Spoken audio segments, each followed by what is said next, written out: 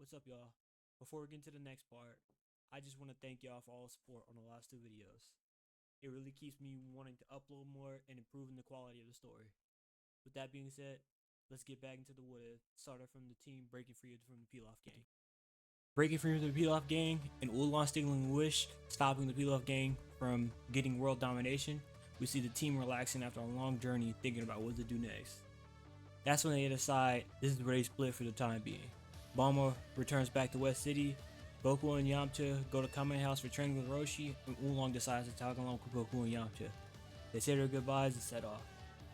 On the way home, Bulma thinks about how she didn't get to wish for a boyfriend in the end, but then an image of Yamcha flashed in her head. She smiles, thinking she might not have to wish for a boyfriend in the end. We then cut back to the Saiyan duo who just made it to Kame house. Roshi is a little surprised to see them back so soon. He knows what they're here for, the strength training. While they're talking, Oolong notices that a boat is approaching the island. Of course, it's the one and only Krillin. He's here just like in Canada to train with the legendary Turtle Hermit. With Krillin added to the Turtle School, he realized that he's far behind Goku, let alone Yamcha. Roshi noticed this, and he also realizes that Yamcha might even be stronger than he is. So instead of giving Yamcha regular strength training, he gives Yamcha training to improve mostly technique, while Goku and Krillin both do the same training they did in canon. Roshi even starts training again because he wants to teach them that there's always going to be someone stronger. Sometime later, Roshi comes up with the idea of the trio entering the world tournament, which excites everyone because it sounds amazing. They have the chance to see how much stronger they've become, and they get to meet many more amazing fighters from all across the world. Now here, I want to talk about power levels and where everyone is currently. Since Yamcha is much stronger than the others, they have much more motivation to get stronger, which they do. So here are the current power levels. Goku is at a power level of 240. Krillin is at a power level 180. Master Roshi is at a power level 195 in base and 292 at max power, and Yamcha is at a power level 260. Also, I bet y'all are wondering, why hasn't Yamcha gotten much stronger? The reason for that is because he really hasn't been pushed hard enough for him to warrant gaining more power, since he's just been outscaling everyone so badly. There really hasn't been much of a challenge for him throughout the majority of his childhood. For this reason, I made him undergo technique training instead of the regular training that Goku and Krillin did before. The other three had a lot of ground to cover and still haven't managed to close the gap fully. With that said, let's skip forward to the start of the tournament. Goku still realizes that they should hold back because if they don't, they could end up killing someone. They then realize they can't find Master Roshi anywhere. Oolong just assumes he's harassing a girl somewhere and that he'll just turn up sooner or later. They continue to fly through the contestants since they're just that much stronger than everyone here. This really isn't a challenge to them. We then get to the semifinals, with the matchup being Goku versus Jackie Chun and Yamcha versus Krillin. First up is Yamcha versus Krillin. We start this fight off with Krillin immediately dashing at Yamcha, trying to land a flurry of attacks. Yamcha dodges most of them before parrying the last one and sweeping Krillin off his feet. Krillin, shocked, lands on his hands as he tries to go for a leg sweep, but Yamcha jumps over, landing a punch, launching Krillin a few feet away. With that one exchange, Krillin realizes he's nowhere near the level of Yamcha in strength and skill. So instead of trying to overpower him outright, he tries multiple different techniques to win, with little to no success. He then tries to use his trump card, the Kamehameha. He charges up and shoots it at Yamcha. Yamcha realizes that the Kamehameha is way stronger than he expected, so he tries to dodge it. He thinks he managed to dodge it at the last minute, but Krillin just bends it back, hitting him square in the back, dealing massive damage to Yamcha. Krillin is almost completely gassed out for using so much power, and controlling the Kamehameha to that level really took a lot out of him. Yamcha then gets up in pain, saying he didn't know Krillin could control the Kamehameha to that level, or even that he could use it. Him being caught off guard by the Kamehameha and Krillin using up most of his energy made this battle much more even. They then exchange more blows before clashing fists in the center of the stage.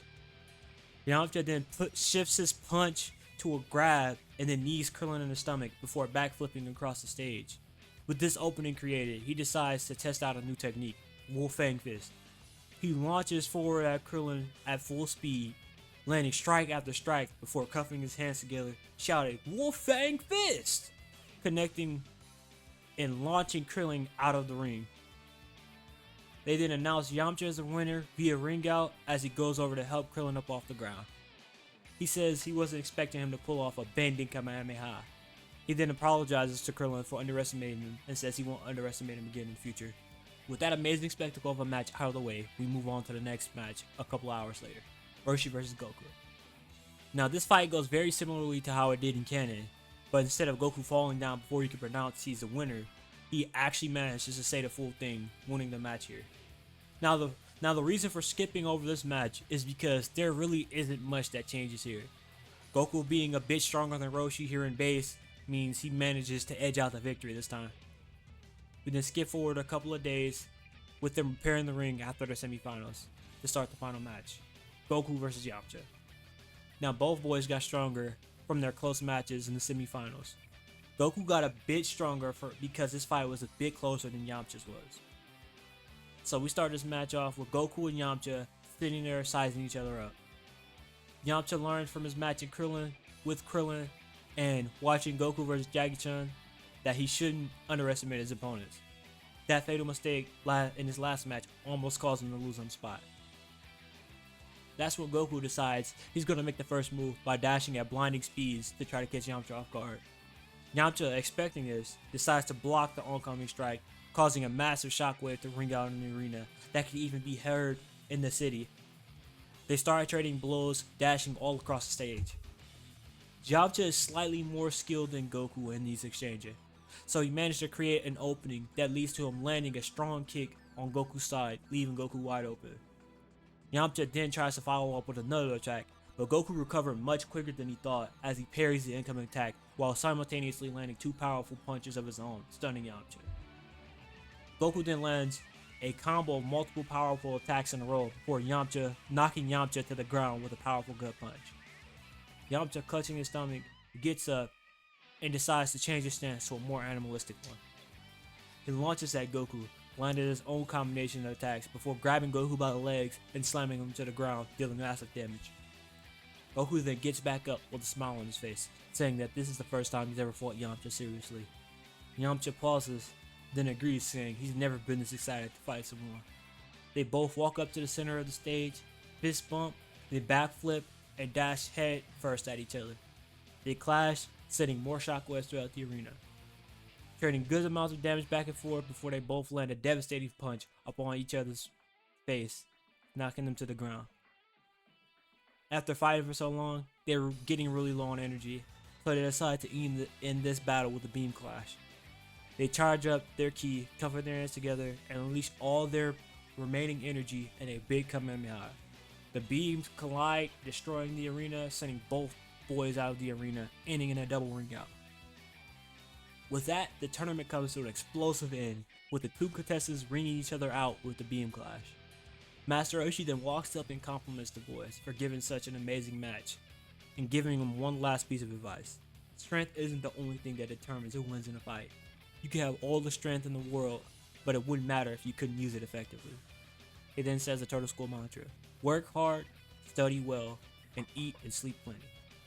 We then cut to the Turtle School, enjoying dinner at a nearby restaurant, with Goku and Yamcha blowing through all their prize money in one night just from eating. Krillin, Oolong, and Master Roshi are just in shock seeing the two eat just that much food. Their stomachs must be like black holes with how much food they ate. The two just laughs as we then cut away to a certain rival of the Turtle Hermit, Master Chen and the infamous Crane School. He just witnessed the Turtle School dominate in the 21st Budokai on TV, and the power they had on display really pissed him off. How could the Turtle School be so much further ahead of the Crane School? He then thinks as he gets an amazing idea. He then asks Tien how he would like to train under his brother, Mercenary Tao. And with that, we end this part off here, with the 21st Budokai tournament ending in a double KO. What do you guys think about this part? What do you think will happen in the next one? Be sure to let me know in the comments below, and remember to drop a like and subscribe. I want to see if we can hit 50 subscribers by the end of October. Catch y'all in the next one. Peace.